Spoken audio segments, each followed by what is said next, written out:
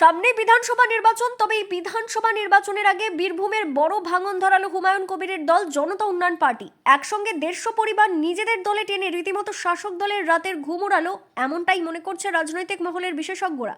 হুমায়ুন কবিরের দল বীরভূমে এমন ভাঙন ধরায় লাভপুর ব্লকের রেজিস্ট্রি অফিস পাড়া ও চৌহাট্টা এলাকা থেকেই সকল তৃণমূল কর্মী সমর্থকরা তৃণমূল ছেড়ে নতুন দলে নাম লেখালো। রবিবার রাতেই হুমায়ুনের দল জনতা উন্নয়ন পার্টির পতাকা ওই সকল আগত কর্মী সমর্থকদের হাতে তুলে দেন বীরভূম জেলার সভাপতি শেখ কলিমুদ্দিন।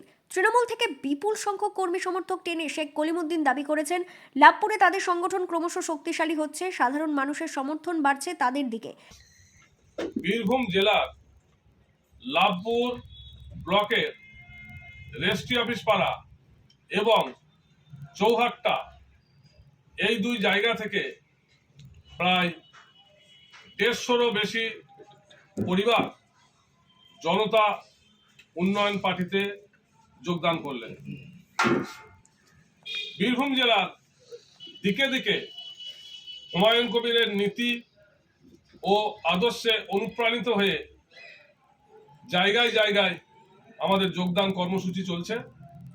আজকের এই লাভপুর ব্লকের এই যে যোগদান, সেই যোগদানের ফলে লাভপুর বিধানসভায় জনতা উন্নয়ন পার্টির শক্তি অনেকটাই বৃদ্ধি পেল এবং এইভাবে যদি চলতে থাকে তা আগামী বিধানসভা নির্বাচনে লাভপুর এই বিধানসভা আসনটি আমরা হুমায়ুন কবির সাহেবকে তুলে দিতে পারবো এই আশা করছি।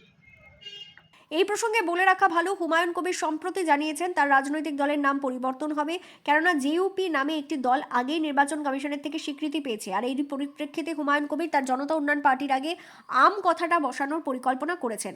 এমনটা হলে তার পার্টির নাম হবে আম জনতা উন্নয়ন পার্টি, শর্ট ফর্মে AJUP।